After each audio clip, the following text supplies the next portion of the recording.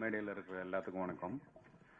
First of all இந்த team, ஏலேலோ team, இந்த ப்ரொடியூசர், அதனுடைய மியூசிக் டைரக்டர், அதுக்கப்புறம் லிரிசிஸ்ட்டு, இந்த ஹோல் டீம் நடித்தவங்க எல்லாத்துக்குமே என்னோட மனமார்ந்த பாராட்டுகளையும் கங்க்ராச்சுலேஷன்ஸையும் தெரிவிச்சுக்கிறேன். இந்த ஃபங்க்ஷனுக்கு என்னை கூப்பிட்டது கார்த்திக் அண்ட் சரவணன் தான். சரவணன் யாருன்னு உங்களுக்கு தெரியும். தளபதி அவங்களுடைய ஃபோட்டோகிராஃபர், அவங்க ஃபேமிலி ஃபோட்டோகிராஃபர்னு சொல்லலாம். சின்ன வயசுலேருந்து அவங்க வீட்டில் தான் இருந்தார். ஒரு பாஸ்போர்ட் சைஸ் ஃபோட்டோவிலேருந்து இன்னைக்கு ஒரு கட் அவுட் வைக்கணுன்னா கூட அவர் எடுக்கிற ஃபோட்டோஸ் தான். ஸோ தளபதியோடைய நம்பிக்கைக்கு ரொம்ப பாத்திரமானவர். அவர் இந்த ப்ரோக்ராமை மிக சிறப்பாக அரேஞ்ச் பண்ணியிருக்காரு. அண்ட் வாழ்த்துக்கள். அவர் இப்போ ஸ்டில் ஃபோட்டோகிராஃபர் மட்டும் கிடையாது, ஒரு எலிஜிபிள் பிஆர்ஓ கார்டு எடுத்துட்டாரு. ஸோ பப்ளிக் ரிலேஷன்ஸ் ஆஃபீஸர் அப்படின்ற ஒரு போஸ்டிங்கும் இப்போ இருக்குது. இந்த ஒரு ப்ரோக்ராம்லேருந்து, இந்த ஒரு ஆல்பத்துலேருந்து உங்களுடைய பயணம் நல்லபடியாக தொடரணும் அப்படின்னு ஆசைப்படுறேன். ஜெயிக்கிறதுக்கு என்னோட வாழ்த்துக்கள். அப்புறம் இந்த டீம் ஏலேலோ டீம் இது மாதிரி நிறைய ஆல்பம்ஸ் பண்ணணும், மூவிஸ் பண்ணணும் அப்படின்னு அந்த மியூசிக் கம்போசருக்கு பண்ணணும் அப்படின்னு ஆசைப்படுறேன். ஸோ எனிவே இந்த வாய்ப்பு அளித்த எனக்கு இந்த ஹோல் டீமுக்கு ரொம்ப ரொம்ப நன்றி. All the best, all the best. God bless. Thank you.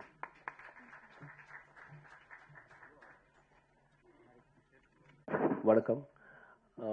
இங்கே வந்திருக்க பத்திரிகையாளர், வந்திருக்க எல்லா கெஸ்ட்டுக்கும் நான் வணக்கம் தெரிவிச்சுக்கிறேன். என்னை இன்வைட் பண்ணது கார்த்திக் தான். கார்த்திக் எனக்கு நம்ம ஒரு 2-3 இயர்ஸ் பழக்கம். தம்பி சொன்னா இன்னைக்கு வந்து ஒரு ஆல்பம் சாங் ரிலீஸ் பண்ணுறாங்க, ஒரு ஷார்ட் ஃபிலிம் லெவலில். சரி, என்னை பொறுத்த வரைக்கும் எல்லாமே நம்ம என்கரேஜ் பண்ணணும். வந்து பார்க்கும்போது இந்த மாதிரி இன்னைக்குள்ள ட்ரெண்டில் வந்து ஒரு டைரக்டர், கேமராமேன், மியூசிக் டைரக்டர் எல்லாருமே வந்து தன்னோட என்ன ஸ்டஃப்னு காட்டுறதுக்கு இப்போலாம் வந்து லேட்டஸ்ட்டாக ஷார்ட் ஃபிலிம் பார்க்குறாங்க எல்லாருமே. அஸ் எ ப்ரொடியூசராக நானே இப்போ அதெல்லாம் கேட்குறேன். ஷார்ட் ஃபிலிம் இல்லைனா அவங்க ஏதாவது பைலட் ஃபிலிம் தான் காட்ட சொல்கிறோம். ஸோ அப்படின்னு போது இந்த மாதிரி ஒரு ஆல்பம் ரிலீஸ் பண்ணும்போது அதோட டெக்னீஷியனை பற்றி ஈஸியாக தெரிஞ்சிக்க முடியும்.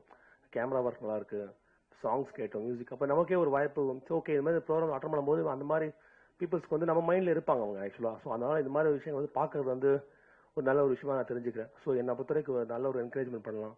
எல்லாருமே இதை பார்க்கும்போது அவங்களுக்கு ஒரு வாய்ப்புகள் அதிகமாக கிடைக்க வாய்ப்பு இருக்குது. ஸோ உங்கள் எல்லாருக்கும் என்னோட வாழ்த்துக்கள். நன்றி. நண்பர்கள் அனைவருக்கும் மாலை வணக்கம். ஒரு ஷார்ட் ஃபிலிம் ஆல்பம் இதுக்கான மார்க்கெட் தமிழ்நாட்டில் இருக்கானெல்லாம் எனக்கு தெரியல. பட் எதையாவது ஒரு விஷயம் நம்ம பண்ணும்பொழுது அதுக்கான நோக்கம் என்னன்னு தெரியணும். ஷார்ட் ஃபிலிம் பண்ணிட்டோம், அது என்ன நோக்கத்துக்காக பண்ணப்பட்டிருக்குன்னா அதோட டெக்னீஷியன்ஸ் வந்து இங்கே வந்து ஒரு கவன ஈர்ப்பு பண்ணணும். அதுக்கான ஒரு பயன்பாடாக அந்த ஷார்ட் ஃபிலிம் யூஸ் ஆச்சுன்னா எல்லாருக்கும் சந்தோஷம்தான். எஸ்பெஷலி இதோட டைரக்டர் மணிகண்டன், நான் உதவி இயக்குனராக வாய்ப்பு தேடிட்டு இருக்கும்போது நானும் அவருமே சேர்ந்து ஒரே கம்பெனியில் டைரக்டராக கமிட் ஆனோம். அது இங்கேருந்தே ஒரு 7-8 வருஷம் இருக்குன்னு நினைக்கிறேன். அவர் என்னோட பயங்கர ஃபாஸ்ட்டாக இருப்பார். எனக்கு முன்னாடி வேகமாக டைரக்டர் ஆகிடுவான்னு நினச்சேன். தொடர்ச்சியாக சில காலங்கள் வந்து வேற மாதிரி நம்ம மைண்ட் அப்படி பயணிச்சுட்டு போகும்போது அப்படி நகரம். எனக்கு இந்த இடத்துல வந்து மணிகண்டன் முன்னாடி இல்லைங்க, மணிகண்டன் வாங்க. மணிகண்டன் ஏன்னா 2 பேரும் இந்த டைம்ல வந்து சக இயக்குநர்களாக தான் இருந்திருக்கணும். நல்ல கதை பண்ணுவார், ரொம்ப நல்ல கதை சொல்லுவார், ஆச்சரியமா இருக்கும். அவருடைய கான்டாக்ட்லாம் பார்த்து நான் ஆச்சரியப்படுறேன். நான் எனக்கெல்லாம் ஒன்றுமே தெரியாத இடத்துல இருப்பேன், அவ்வளோ பவர்ஃபுல்லாக இருப்பார். பட் சூழல் ஒரு நேரம் நமக்கு வந்தே தீரும். இந்த படத்தினுடைய அந்த ஷார்ட் ஃபிலிம் வந்து ஒரு பெரிய ரெஃபரன்ஸாக இருக்கட்டும் படம் பண்ணுறதுக்கு. தொடர்ச்சியாக நல்ல நல்ல கதையெல்லாம் வச்சிருக்காரு. பெரிய ஹீரோஸ் கிட்டையும் கதை சொல்லியிருக்காரு. அவ்வளோ பவர்ஃபுல் கதையை அவ்வளோ பேர் அட்டன் பண்ணுற இடத்துல இருந்தாங்க. எக்ஸாம்பிளுக்கு மாதவன் சார்லாம் அவருடைய கதையை அக்செப்ட் பண்ணி சீக்கிரமே பண்ணுறேன்னு சொல்லியிருந்தாரு. ரொம்ப நல்ல பவர்ஃபுல்லான கதை. எனக்கு தெரியும் அந்த கதை பேர், என்கிட்ட சொல்லியிருக்காரு. ஃபுல்லாக நான் படிச்சிருக்கேன். ரொம்ப பவர்ஃபுல்லான கதை, இந்தியா லெவலில் ஒர்க் அவுட் ஆகக்கூடிய ஒரு கதை. அதனால தான் அதை நம்பி மாதவன் சார் அதை அக்செப்ட் பண்ணியிருந்தாரு. சூழல் தான் இன்னமும் சீக்கிரமே அது அவருக்கு வரட்டும்னு நான் வந்து வேண்டிக்கிறேன். Thank you so much. இன்னொன்று, இந்த ஷார்ட் ஃபிலிம் வந்து பண்ணது அந்த நண்பர் அவர் பண்ணியிருந்தான்னு சொன்னாங்க, சந்தோஷம். ஆனால் அவருக்கு எனக்கு ரொம்ப ஆச்சரியம் என்னன்னா, இங்கே எனக்கு யாருக்குமே தெரியாது.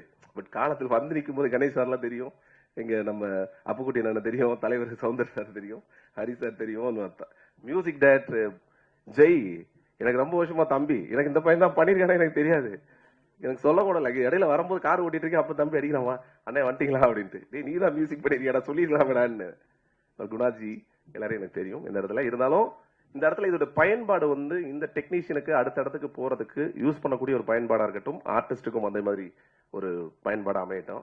இன்னொரு ஆச்சரியம் என்னன்னா, இவருக்கு வந்து இப்படி ஒரு இதை வந்து எப்படி கொண்டு போய் இப்ப பார்க்க போற எல்லாருமே அவங்க எல்லாருக்கும் வாய்ப்பு கொடுத்துருவீங்களா இல்ல எங்கேயாவது போய் சொல்லுவீங்களான்னு எனக்கு தெரியல.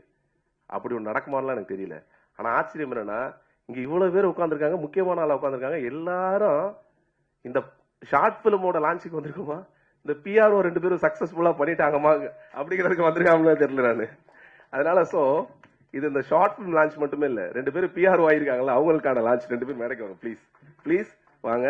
ஏன்னா அந்த ஷார்ட் பிலிம் போய் சேரதை தாண்டிலும் இவங்க 2 பேரும் சக்சஸ்ஃபுல்லா இந்த ஷார்ட் பிலிம்ல யாரு நடிச்சிருக்காங்க, யாரு டெக்னீஷியன்ஸ் யாருமே உங்களுக்கு தெரியாது. ஆனா அத்தனை பேரையும் இந்த இடத்துல வந்து உட்கார வச்சு நாங்க பிஆர்ஓ எப்படி பண்ணுவோம் அப்படிங்கிற இடத்த ரொம்ப சக்சஸ்ஃபுல்லா பண்ணி காமிச்சிருக்காங்க. அவங்க 2 பேருக்கும் பெரிய பெரிய வாழ்த்துக்கள். சக்சஸ்ஃபுல்லான பிஆர்ஓ 2 பேரும் டிராவல் பண்ணணும்னு என்னோட மனசார வாழ்த்துக்களை தெரிவிச்சுக்கிறேன். வந்திருக்க எல்லாருக்குமே வாழ்த்துக்கள். அதுல பயன்படக்கூடிய எல்லா டெக்னீஷியன் மற்றும் ஆர்டிஸ்டுகளுக்கும் என்னுடைய மனமார்ந்த வாழ்த்துக்களும் நன்றிகளும். Thank you so much. இந்த அருமையான ஸ்பீச்சுக்கு ரொம்ப நன்றி கௌதம். அனைவருக்கும் வணக்கம். மணிகண்டன் அவர் தான் என்னோட நிறைய டிஸ்கஷன்ல இருந்திருக்காரு. அவரோட கதைகள் எல்லாம் எனக்கு தெரியும், என்னோட கதைகள் அவருக்கு தெரியும். பரஸ்பரம் டிஸ்கஸ் பண்றதுல ரொம்ப சிறப்பா பண்ணக்கூடிய ஒரு நபர். அது இல்லாம நிறைய நல்ல கதைகள் வைத்திருக்காரு அவரு. அதை பத்தி சொல்றேன். இப்போ இந்த ஷார்ட் பிலிம் பார்த்தோம், நம்ம ட்ரீம்ஸ், அதுக்கப்புறம் ஹேலேலோன்னு சொல்லிட்டு இந்த சிங்கிள் சாங் பார்த்தோம். ரெண்டுத்துலயும் அவர் ஒரு விஷயத்த தான் வச்சிருக்காரு. ஒன்னுத்துல என்ன வச்சிருக்காருனாக்கா, கருவே உருவாக வேண்டாம்னு சொல்லி பாட்டு பாடிட்டாரு. அதுக்கப்புறம் ட்ரீம்ஸ்ல பார்த்தோம்னாக்கா உருவான கருவை கலைக்கிறதுக்காக ஒரு விஷயம் சொல்லியிருக்காரு. கருவுன்றது ரெண்டும் ஒண்ணுதான், ஆனா ரெண்டுத்தையும் ரெண்டு விதமா சொல்லியிருக்காரு. அதையும் ஷார்ட் அண்ட் ஸ்வீட்டா சொல்லியிருக்காரு. ஒரு பாட்டு தொடங்கும் போது என்ன ஃபீல்ல தொடங்குச்சோ அந்த பாட்டு அவ்வளவு சீக்கிரம் முடிஞ்சு போச்சு. முடியறதுக்குள்ள அந்த பாட்டுக்கான ஒரு ஃபீல் கொடுத்திருக்காரு.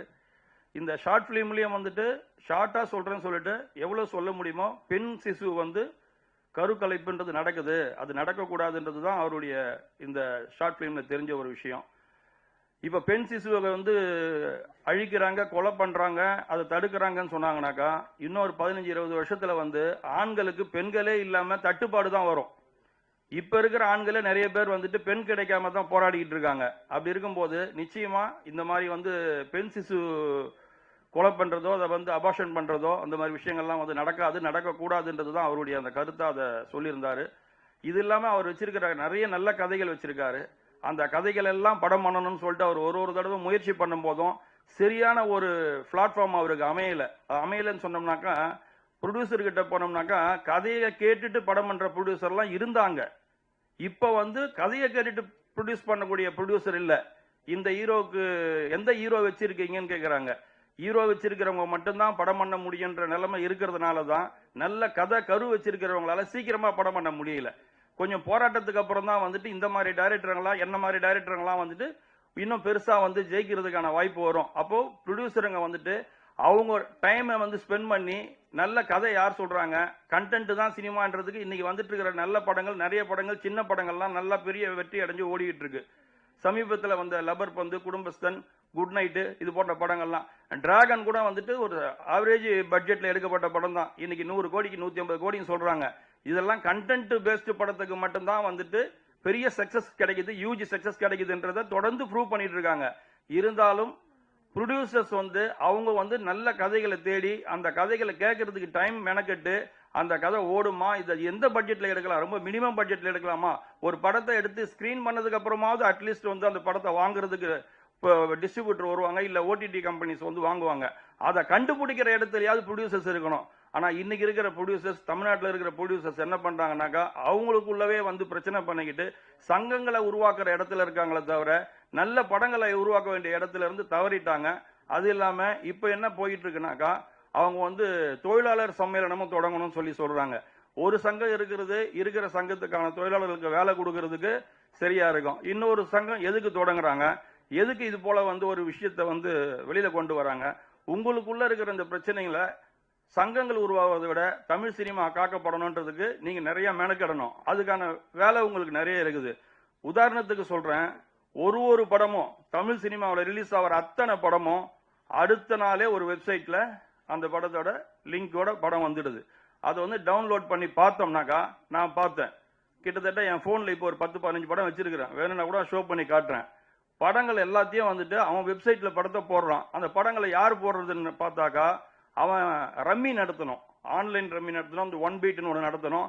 அவனோட ப்ரொமோக்காக நம்ம படத்தை எடுத்து அவன் போட்டுடுறான். அந்த படம் பார்க்குறவங்கள அப்பப்போ இதை டவுன்லோட் பண்ணு கேட்டுட்டே இருக்கும்.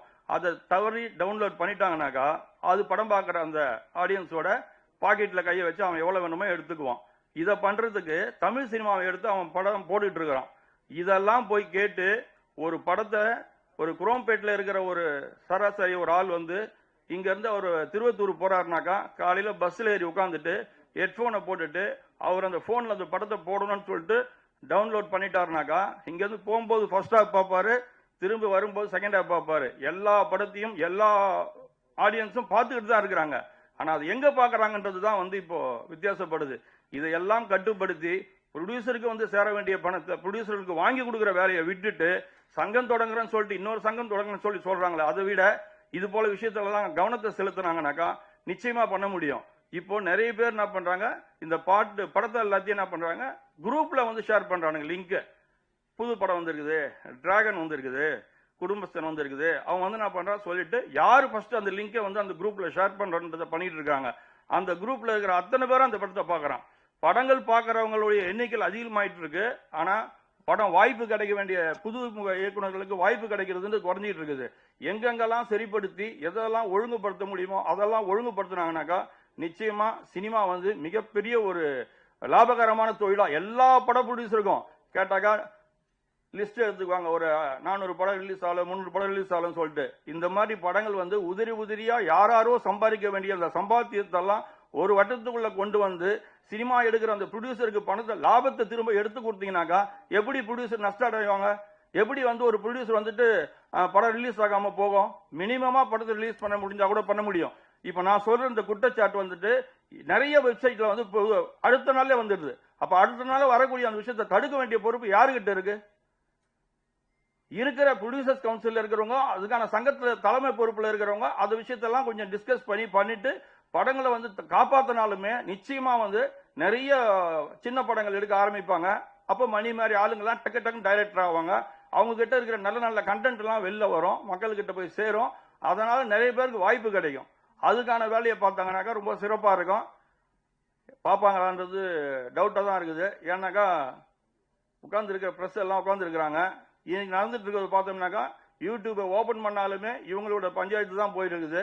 அதனால நல்ல படங்கள் எடுக்கக்கூடிய நல்ல கண்டென்ட் இருக்கிற டைரக்டர்கிட்ட கதையை கேட்டு அந்த படங்களை பண்ணணும்னு சொல்லிட்டு முடிவு பண்ணாங்கன்னாக்கா நிச்சயமா சினிமா, தமிழ் சினிமா இன்னும் மென்மேல வேற லெவலுக்கு போகும்.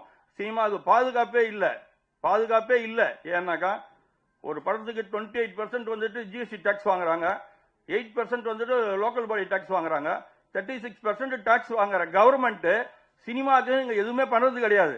ஆனா சினிமா வந்து உடனே சினிமா வந்து அரசியலுக்கு வரக்கூடாது, போகக்கூடாது இதெல்லாம் பேசுவாங்களே தவிர சினிமாவை வந்து சினிமாவுக்கு எந்த விதமான சப்போர்ட் அவங்க பண்றது கிடையாது. பண்ணணும் இவ்வளவு டாக்ஸ் வாங்குறவங்க, நான் இங்க டே எஃபெக்ட்ல ரோட்ல ஒரு சீன் எடுக்க போறேன்னா எடுக்க முடியாது. நான் இங்க எடுக்க முடியாது, பாண்டிச்சேரி தான் போகணும். இதை நான் மைசூருக்கு போனோம், ஹைதராபாத் போனோம், எங்கேயோ போனோம். சினிமாவுக்கு தேவையான சம்பந்தப்பட்ட விஷயத்த வந்து பண்றது கிடையாது. சினிமாவை இப்படி திருத்தனமா வந்து வெப்சைட்ல போடுறவங்க தடுக்கிறதுக்கும் இந்த அரசாங்கத்துக்கு central government, state government tax government கரெக்டா வாங்குறீங்களா? ஏன் இந்த சினிமாவுக்கு பாதுகாப்பு கொடுக்க மாட்டேன்றீங்க? இதே வந்து ஒரு பெரிய தலைவரை பத்தி அதே வெப்சைட்ல ஒரு சின்ன பிட் நியூஸ் தூக்கி போட்டு வச்சுங்க, உடனே அவன் எங்க இருக்கான்னு சொல்லி தூக்கி வந்து உள்ள வச்சிருவீங்க. அது பண்ண முடியல உங்களுக்கு.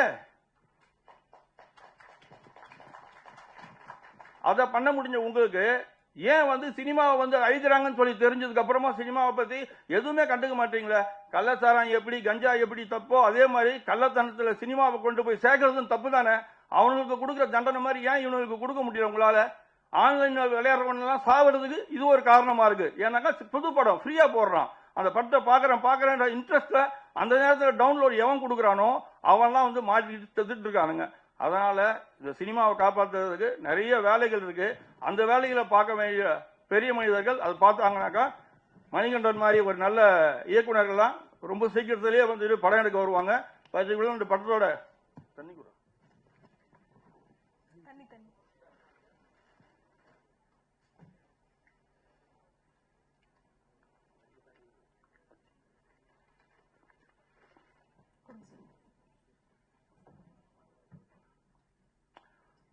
எதுக்காக இந்த படம் எடுத்தாங்க, இந்த ஷார்ட் பிலிம் எடுத்தாங்க, இந்த சிங்கிள் சாங் எடுத்தாங்கன்னாக்கா அவங்களுடைய திறமையை காட்டுறதுக்கு ஒரு விசிட்டிங் கார்டு தேவைப்படுது. கணேஷ் சார் சொன்ன மாதிரி இப்ப கணேஷ் சார் ப்ரொடியூசர்ன்ற முறையில் கரெக்டா பாயிண்ட் பண்ணி சொன்னாரு, ஒரு விசிட்டிங் கார்டு தேவைப்படுது. இந்த கார்டு கொண்டு போய் காமிச்சாங்கனாக்கா போட்டோகிராஃபி பண்ணியிருக்காங்களே யார் பண்ணியிருக்காங்க, மியூசிக் பண்ணியிருக்காங்களே யார் பண்ணியிருக்காங்க, எடிட் பண்ணது யாரு, நடிச்சது யாரு, யார் இதை வந்து இந்த சாங் எடுத்தாங்க, யாரு டைரக்டர், இப்படி எல்லாருக்குமே வந்து இப்ப சும்மானா சொல்லிக்கிறத விட இப்ப மணிகண்டன் வந்து ஏழு மணிகண்டன் ஆயிடுவான் நாளைக்கு. ஏதோ ஒரு பாட்டு பேரை முன்னாடி போட்டு அந்த பாட்டு எடுத்த மணிகண்டன் தான் இந்த மணிகண்டன் அப்படின்னு சொல்லி. ஏன்னா ஏற்கனவே மணிகண்டன் 2-3 டைரக்டர் இருக்காங்க, அவனுக்கும் ஒரு பெரும் மணிகண்டன் பத்துல கூட ஒன்று சேர்க்க வேண்டியது இருக்குது. அதனால ஏழு மணிகண்டனா மாறினாலும் நாளைக்கு இந்த சாங் பெரிய ரீச் ஆச்சுனாக்கா அதுவே கூட ஒரு அடைமொழியா வரும். அந்த அடைமொழியோட மணிகண்டனுக்கு ஒரு கார்டு ரெடி, ஒரு ஷார்ட் பிலிம் பண்ணியிருக்காரு. இதை கொண்டு போய் காமிச்சாருனா கூட அவருக்கு ஒரு சிட்டிங் கிடைக்கலாம், ஒரு ஹீரோவோட மீட்டிங் கிடைக்கலாம். அது மூலியமா வந்து அவர் கதை நேரேட் பண்ணலாம். அவர் கதை பிடிச்சிருந்தா மட்டும்தான் படம் எடுக்க போறாங்க, இல்லைன்னா யாரும் படம் எடுக்க போறது இல்லை. முதல்ல கண்டென்ட்டை கேட்டுட்டு பார்க்கறதுக்கு, மீட்டிங் கிடைக்கிறதுக்கு இந்த விஷயங்கள் வந்து இன்னைக்கு மேடை போட்டு நடத்தி இருக்கிற. நான் கூட கேட்டேன், என்னடா ஓவரா பண்ணிட்டு இருக்கிற, ஒரு பாட்டு எடுத்து வச்சுட்டு எல்லாரையும் கூப்பிட போறியான்னு சொல்லி கேட்டேன். ஆனா இங்க வந்து பார்த்ததுக்கு அப்புறம் தான் தெரியுது, அவருக்கு கிடைச்சிருக்கிற பிஆர்ஓஸ் வந்து மிக சிறப்பா வேலை பண்ணி எல்லாரையும் கூப்பிட்டு வந்து மேடையை ஃபுல்லா ஆகிட்டு இருக்காங்க. இங்க பார்த்தோம்னாக்கா ஆடிட்டோரியமே ஃபுல்லா இருக்கு. இவ்வளவு பெரிய ஒரு நிகழ்ச்சியை ஏற்படுத்தி கொடுத்த இந்த கண்டென்ட் பண்ண ப்ரொடியூசருக்கும், இத பிஆர்ஓவா இருந்து வேலை பார்த்த அந்த நண்பர்களுக்கும், மற்றும் இந்த படத்தோட ஆல் டெக்னீஷியனுக்கும், மேடையில் வந்திருக்கிற அத்தனை பேருக்கும், முன்னாடி அரங்கத்தில் கூடியிருக்க உங்க அத்தனை பேருக்கும் எனது இனிய வணக்கத்தை சொல்லி விடைபெறுகிறேன். நன்றி, வணக்கம். ரொம்ப அனைத்து பத்திரிகை நண்பர்களுக்கும், மேடையில் இருந்திருக்க அனைவருக்கும் இனிய தமிழ் புத்தாண்டு நல்வாழ்த்துக்கள். ரொம்ப சந்தோஷம். எல்லா தமிழ் புத்தாண்டுலையும் படம் ரிலீஸ் ஆகணும்னு என்னுடைய ஆசை. என்னன்னா வருஷப்பிறப்பு, தமிழ் வருஷப்பிறப்பு சினிமா மறந்துருச்சோ அப்படிங்கிற மாதிரி தோணுது. தமிழ் புத்தாண்டு வாழ்த்துக்கள். ஏலேலோ சாங் ஆல்பம் மிக சிறப்பாக சூப்பராக இருந்தது. இந்த சாங்கு ஹரிவரசு அவர்களை ஞாபகப்படுத்தும் விடமா அவருடைய ஜீவன் இந்த இடத்துல இருந்ததுன்னே சொல்லலாம். அவர் ஐயாவுடைய பையங்கிறப்ப அவர் வந்து என்னை வந்து வந்தோடனே சொன்னார், என் பையன் தான் எழுதியிருக்காரு, ஆனால் இப்போ இல்லைன்னாரு.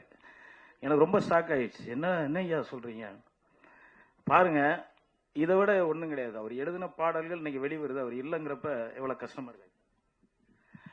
அவங்களுக்கு நம்மளை விட தாய் தகப்பனுக்கு வந்து ரொம்ப இது இருந்தாலும் அவருடைய கலை அழியவில்லைங்கிறதுக்கு இது ஒரு உதாரணமா நம்ம சொல்லலாம். ஏலேலோ சாங் வந்து வந்தது, ரொம்ப சந்தோஷம்.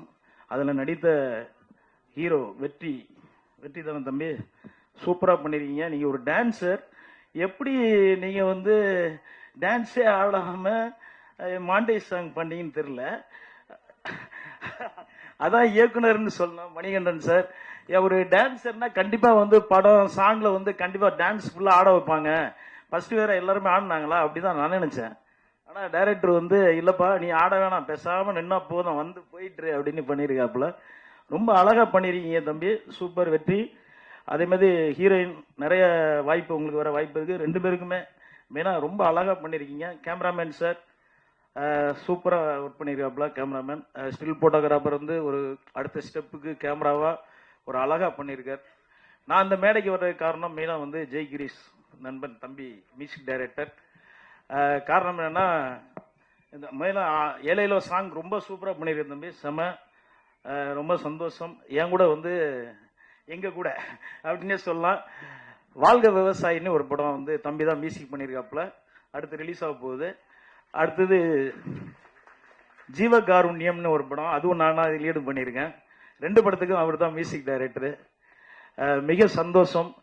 அதே மாதிரி அந்த குறும்படம் பார்த்தேன், தாய் எவ்வளோ முக்கியம் அப்படிங்கிறது நான் அனுபவிச்ச ஒரு விஷயம் சார். எங்கள் அம்மா வந்து சின்ன வயசுல தவறிட்டாங்க. அது இன்னைக்கு வரைக்கும் என் மனசை விட்டு போகலை, என்னைக்குமே போகாது அப்படின்னு தான் நினைக்கிறேன். நம்ம நாடே நம்ம தாய் நாடு தான் சொல்லுவோம். நம்ம தாயை மறக்க மாட்டோங்கிறதுக்கு ஒரு உதாரணமாக ஒரு பெண்கள் நம்ம நாட்டில் கண்கள்ங்கிற மாதிரி சூப்பராக சொல்லியிருக்கீங்க சார். யாராவது ஒரு பெண்களை அடிக்கிறாங்களோ, கோவப்படுறாங்களோ, சண்டை வந்தாங்களோ, அவங்களுமே ஒரு அன்பு செலுத்த ஒரு அப்பாவால் முடியாது. என்ன வேணாலும் சொல்லுங்க, ஒரு அம்மா விட்டு பிள்ளையை விட்டு போயிடலாம், ஆனால் அப்பாவை விட்டு போக முடியாது. எப்படி இருந்தாலும் அப்பா எப்படா இவன் தொல்லை தாங்க முடியல, முதல்ல வெளியே கிளம்புவோம் அப்படிங்கிற மாதிரி தெரியும். தாய் மாதிரி பார்க்கக்கூடிய ஆள் இல்லை. இந்த டீமுக்கு என்னுடைய வாழ்த்துக்கள். கண்டிப்பாக இவங்க திறமையை வந்து நிரூபிச்சிருக்காங்க. மெயினாக மணிகண்டன் சாருக்கு வாழ்த்துக்கள். அடுத்த படங்களில் நீங்கள் வந்து ஜொலிக்கணும். கேமராமேனாக இருக்கட்டும், ஆர்டிஸ்டாக இருக்கட்டும். தம்பி இது டான்ஸ் தெரியாமல் நீ ஒத்துக்கிட்ட பெரிய விஷயம், அதுவும் ப்ரொடக்ஷன் பண்ணி பெரிய விஷயம். தேங்க்யூ. ஆல் டீமுக்கு என்னுடைய வாழ்த்துக்கள், மென்மேலும் வெற்றியடைய வாழ்த்துக்கள். தேங்க்யூ.